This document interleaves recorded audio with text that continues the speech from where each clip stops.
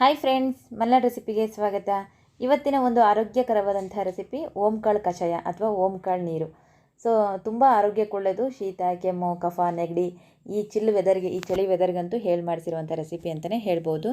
ಇದನ್ನು ಹೆಚ್ಚಾಗಿ ಬಾಣಂತಿಯರಿಗೆ ನಮ್ಮ ಕಡೆ ಮಾಡ್ತಾರೆ. ಬನ್ನಿ ಹಾಗಾದರೆ ಈ ರೆಸಿಪಿ ಮಾಡೋದು ಹೇಗೆ ಅಂತ ನೋಡೋಣ. ಈ ಓಂಕಾಳು ಕಷಾಯ ಮಾಡಲಿಕ್ಕೆ ನಾನು 2 ಟೇಬಲ್ ಸ್ಪೂನು ಓಂಕಾಳನ್ನು ತೊಗೊಂಡಿದ್ದೀನಿ. ನೀಟಾಗಿ ಆರಿಸ್ಬಿಟ್ಟು ಇಟ್ಕೊಂಡಿರುವಂಥ ಓಂಕಾಳನ್ನು 2 ಟೇಬಲ್ ಸ್ಪೂನ್ ಓಂಕಾಳನ್ನು ಒಂದು ಪಾತ್ರೆಗೆ ಹಾಕ್ಕೊಳ್ಳೋಣ.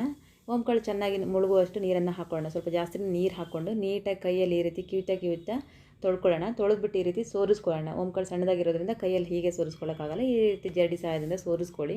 ಇವಾಗ ಒಂದು ಪಾತ್ರೆಗೆ ಹಾಕಿಬಿಟ್ಟು ಒಂದು ಸ್ವಲ್ಪ ನೀರು, ಒಂದು ಅರ್ಧ ಕಪ್ಪಷ್ಟು ನೀರು ಹಾಕಿಬಿಟ್ಟು ಇದನ್ನು ಮುಚ್ಚಿಬಿಟ್ಟು ಒಂದು 3 ಗಂಟೆ ನೆನೆಲಿಕ್ಕೆ ಬಿಡಿ. ಬೆಳಗ್ಗೆ ಕಷಾಯ ಮಾಡೋರಾದರೆ ರಾತ್ರಿನೇ ನೆನೆಸಿಡ್ಬೋದು. ನಾನೊಂದು 3 ಗಂಟೆ ನೆನೆಸಿಟ್ಟಿದ್ದೆ ಅಷ್ಟೇ. ಇವಾಗ ಒಂದು ಚಿಕ್ಕ ಚಟ್ನಿ ಜಾರ್ ತೊಗೊಂಡು ನೆನೆಸಿಟ್ಟಿರುವಂಥ ಓಂಕಾಳು ಮತ್ತು ಆ ನೀರು ಸಮೇತವಾಗಿ ಹಾಕ್ಕೊಂಡು ಇದಕ್ಕೆ ಒಂದು ಅರ್ಧ ಕಪ್ಪು ಒಣಕೊಬ್ಬರಿಯನ್ನು ಹಾಕ್ಕೊಳ್ಳೋಣ. ಒಣಕೊಬ್ಬರಿ ಒಳ್ಳೆ ರುಚಿ ಕೊಡುತ್ತೆ. ಇದನ್ನು ಸಣ್ಣದಾಗಿ ತುರಿದ್ಬಿಟ್ಟು ಇದೇ ಮಿಕ್ಸಿ ಜಾರಿಗೆ ಹಾಕ್ಕೊಳ್ಳೋಣ. ಫಸ್ಟಿಗೆ ಏನು ನೀರು ಹಾಕ್ಕೊಳ್ಳದೆ, ಆ ಓಂಕಾಳಲ್ಲಿ ಇರುತ್ತಲ್ಲ ಅದೇ ನೀರೇ ಸಾಕು ರುಬ್ಲಿಕ್ಕೆ. ಮತ್ತು ಬೇಕು ಅನಿಸಿದ್ರೆ ಸ್ವಲ್ಪ ನೀರು ಆ್ಯಡ್ ಮಾಡ್ತಾ ಸ್ಮೂತಾಗಿ ರುಬ್ಕೊಳ್ಬೇಕು. ಇದಷ್ಟು ಬೇಗ ಸ್ಮೂತ್ ಆಗಲ್ಲ ಓಂಕಾಳು. ನೀಟಾಗಿ ರುಬ್ಕೊಳ್ಳಿ. ಚೆನ್ನಾಗಿ ಮೆತ್ತಗೆ ಸಣ್ಣಕ್ಕೆ ನುರಿಬೇಕದು. ಆ ರೀತಿ ರುಬ್ಕೊಂಡ್ರೆ ರುಚಿ ಅನಿಸುತ್ತೆ ಕಷಾಯ. ಇದನ್ನು ಒಂದು ಸಾಸ್ಪ್ಯಾನಿಗೆ ತೆಕ್ಕೊಳ್ಳೋಣ. ಮಿಕ್ಸಿ ಜಾರನ್ನು ತೊಳೆದ್ಬಿಟ್ಟು ಒಂದು ಸ್ವಲ್ಪ ನೀರು ಹಾಕ್ಕೊಳ್ತೀನಿ, 1 ಕಪ್ ಆಗೋಷ್ಟು. ತದನಂತರ ಒಂದು 3 ಕಪ್ಪಷ್ಟು ಎಕ್ಸ್ಟ್ರಾ ನೀರು ಕೂಡ ಆ್ಯಡ್ ಮಾಡ್ತಾಯಿದ್ದೀನಿ. ನೀವು ರುಚಿ ನೋಡಿಬಿಟ್ಟು ನಿಮಗೆ ಎಷ್ಟು ತೆಳುವಾಗಿ ಬೇಕು, ಎಷ್ಟು ಗಟ್ಟಿ ಬೇಕು ನೋಡಿಕೊಂಡು ನೀರು ಆ್ಯಡ್ ಮಾಡಿ. ನೋಡಿ, ನಾನು ಇಷ್ಟು ಗಟ್ಟಿಯಾಗಿ ಮಾಡ್ಕೊಂಡಿದ್ದೀನಿ. ಇವಾಗ ಇದಕ್ಕೆ ರುಚಿಗೆ ಬೆಲ್ಲವನ್ನು ಹಾಕ್ಕೊಳ್ಳೋಣ. ಬೆಲ್ಲನೇ ಹಾಕ್ಕೊಳ್ಬೇಕು, ಸಕ್ಕರೆ ಸಾಮಾನ್ಯವಾಗಿ ಹಾಕಲ್ಲ. ಬೇಕು ನಿಮಗೆ ಬೆಲ್ಲ ಬೇಡ, ಸಕ್ಕರೆ ಬೇಕು ಅಂದರೆ ಆ್ಯಡ್ ಮಾಡ್ಕೊಳ್ಬೋದು. ನಾನಿಲ್ಲಿ ಅರ್ಧ ಕಪ್ಗಿಂತ ಸ್ವಲ್ಪ ಕಡಿಮೆನೇ ಬೆಲ್ಲ ಹಾಕ್ಕೊಂಡು ನೀಟಾಗಿ ಈ ರೀತಿ ಕರಗಿಸ್ಕೊಳ್ತಾ ಇದ್ದೀನಿ. ಬೆಲ್ಲ ನೀಟಾಗಿ ಕರಗಿದ ಮೇಲೆ ನೋಡಿ ಇಷ್ಟು ತೆಳುವಾಗಿದೆ. ಇದನ್ನು ಎತ್ಬಿಟ್ಟು ಒಲೆ ಮೇಲೆ ಇಟ್ಕೊಳ್ಳೋಣ. ಫ್ಲೇಮನ್ನು ಮೀಡಿಯಮಲ್ಲಿ ಇಟ್ಬಿಟ್ಟು ಚೆನ್ನಾಗಿ ಕುದಿಲಿಕ್ಕೆ ಬಿಡಬೇಕು. ಒಂದು 8ರಿಂದ 10 ನಿಮಿಷ ಚೆನ್ನಾಗಿ ಕುದಿಬೇಕು. ಆವಾಗವಾಗ ಉಪ್ಪು ಬರೋ ಚಾನ್ಸ್ ಇರುತ್ತೆ. ನೀಟಾಗಿ ಈ ರೀತಿ ಮಿಕ್ಸ್ ಮಾಡ್ತಾಯಿರಿ ಒಂದು ಸೌಟ್ ಸಹಾಯದಿಂದ. ಇದನ್ನು ಹೆಚ್ಚಾಗಿ ನಮ್ಮ ಕಡೆ ಬಾಣಂತಿಯರಿಗೆ ಕೊಡ್ತಾರೆ.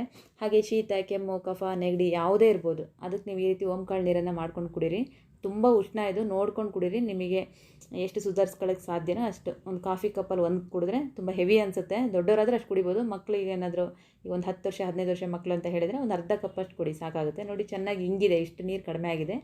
ಇವಾಗ ಇದನ್ನು ಫ್ಲೇಮ್ ಆಫ್ ಮಾಡಿಕೊಂಡು ಇದನ್ನು ಒಂದು 2-3 ಸರಿ ಈ ರೀತಿ ಎತ್ತಾಕೊಳ್ಳೋಣ. ಒಳ್ಳೆ ಕಲ್ಲರು ಮತ್ತು ಫ್ಲೇವರು ಎರಡೂ ಚೆನ್ನಾಗಿ ಬರುತ್ತೆ. ಈ ರೀತಿ ಎತ್ತಾಕೊಳ್ಳೋದ್ರಿಂದ ಯಾವುದೇ ಕಷಾಯ ಆಗಿರ್ಬೋದು, ಈ ರೀತಿ ಚೆನ್ನಾಗಿ ಒಂದು 2 ರೌಂಡ್ ಎತ್ತಾಕೋಬೇಕು.